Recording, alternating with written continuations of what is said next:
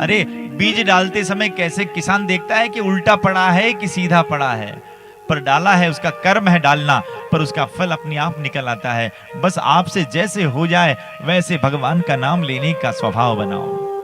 माला लेकर ना बैठ सको तो बैठे बैठे जो आपका मंत्र मिला उस मंत्र का जाप करो।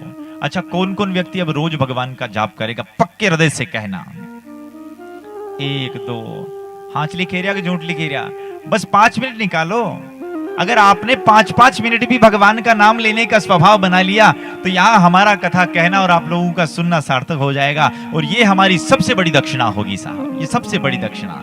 ये भगवान का नाम ले, इस संसार में केवल और केवल भगवान का नाम ही सबसे बड़ी ताकत है, सबसे बड़ी। एक ऐसे ही कोई बाबा थे, एक इतना पापी व्यक्ति था, इतना पापी व्यक्ति कि कभी भगवान का नाम भी ना ले। और पापी जब व्यक्ति होते हैं ना, तब भगवान का नाम भी उनके मुखारविंद से ऐसे निकल नहीं पाता है साहब। फिर घर वाले कहते हो बासा भगवान जी को नाम लो, भगवान को नाम लो, भगवान को नाम लो। और जब उनको खूब कहे कि नाम लो नाम लो नाम लो, पर वो तो कहे कि न लूं न लूं न लूं।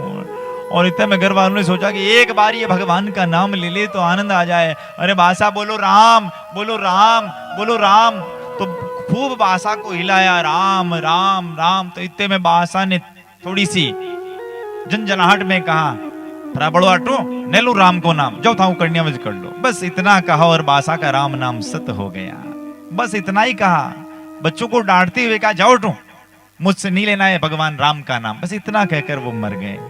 और जब वो मरे ना तो सीधे यमलोक में पहुंचे। और जब यमलोक में पहुंचे तो यमराज जी ने चित्रगुप्त को कहा, चित्रगुप्त बासा की लेखनी खोल। और जो ही पूरा का पूरा कॉपी के पन्ने पलटे गए, 1 2 3 4 5 6 7 8। उन्होंने एक भी धर्म का काम नहीं किया, सिर्फ और सिर्फ पाप ही पाप किया। तो चित्रगुप्त जी ने कहा, महाराज गजब का पापी आया है, इसने तो इसके जीवन में एक भी धर्म का काम नहीं किया है, केवल पाप ही पाप का काम किया है। तो यमराज जी को थोड़ी दया आ गई, चित्रगुप्त थोड़ा ठीक ढंग से देखना यार, इतना पापी है, एक बार ठीक ढंग से देख ले, एक आध कोई पुण्य का काम किया हो, थोड़ा पुण्य भी भोगा जाए। तो चित्रगुप्त जी ने पूरे पन्ने को पलटाना, तो पन्ने पलटे गए। तो आखिरी पन्ने में थोड़ा सा बासाब ने कहा, प्रभु ये एक बार इन्होंने राम बोला है कि राम बोला है, बस यही पुण्य किया है। और वो भी कैसे, नहीं बोलू राम, एक बार राम बोला है। तो प्रभु अब ये राम नाम बोलने का जो फल है ये क्या होता है? अब चित्रगुप्त जी ने कहा जो यमराज जी को, तो यमराज जी ने कहा चलो जो फल की किताब है उसमें ढूंढो कि एक बार भगवान का नाम लेने का फल क्या होता है। अब पूरा का पूरा किताब के पन्नों को खोल डाला, पर राम का नाम लेने के पुण्य का फल कहीं मिला नहीं। अब यमराज जी भी चक्कर में पड़ गए। उस पापी व्यक्ति को पूछा कि चल बता, पहले पाप भोगना चाहता है कि पुण्य भोगना चाहता है? वो हाथ जोड़कर कहने लगा कि पाप तो बाद में भोगेंगे, आप तो हमें पुण्य का फल ही दे दो। तो जो ही यमराज जी ने कहा चक्कर में पड़ गए, करें तो करें क्या।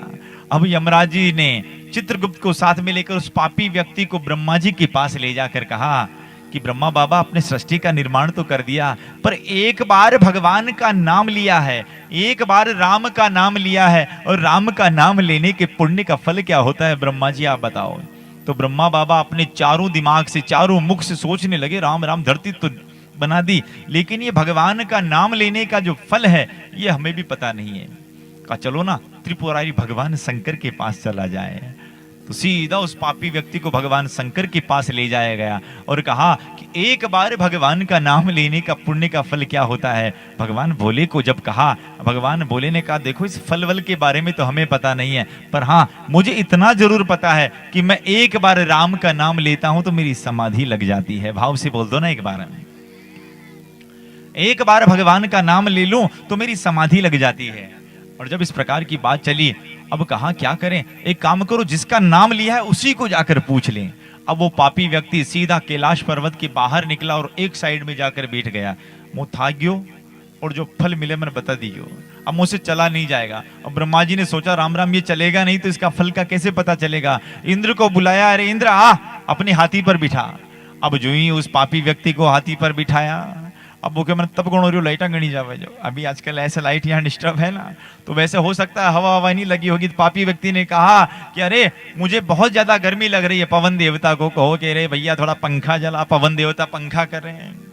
और जब पंखा कर रहे हैं तो जल देवता को कहा थोड़ा पानी पिला दे, कटी उल्टिया नहीं भेजा। तो ऐसा ही पानी वानी पिलाया, और पानी वानी पिलाने के बाद उस पापी व्यक्ति को ले गए वैकुंठ के भीतर, और ब्रह्मा विष्णु और यमराज जी, चित्रगुप्त जी, सब के सब उस फल के बारे में जानकर जाने लगे कि एक बार भगवान का नाम लेने का फल क्या होता है। तो भगवान नारायण के पास जाकर कहने लगे कि प्रभु एक बार आपका नाम लेने का फल क्या होता है।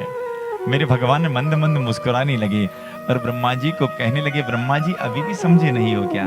कहा नहीं तो एक काम करो, इसको मेरे यहां छोड़कर चले जाओ। भाव से बोलो ना एक बार, अरे एक बार भगवान का नाम लेने का फल है कि वो जो जीव है वो जीव मेरा अधिकारी हो जाता है। इतना बड़ा फल है साहब एक बार भगवान का नाम लेने का। इसलिए जहां तक हो सके भगवान का नाम लेने का आप अभ्यास करें, और जब आप इस प्रकार का अभ्यास करेंगे ना तो आनंद मिलेगा। इसलिए जगत का व्यवहार तो दाम से चलता है और गोविंद का व्यवहार भगवान के नाम से चलता है, नाम से चलता है साहब।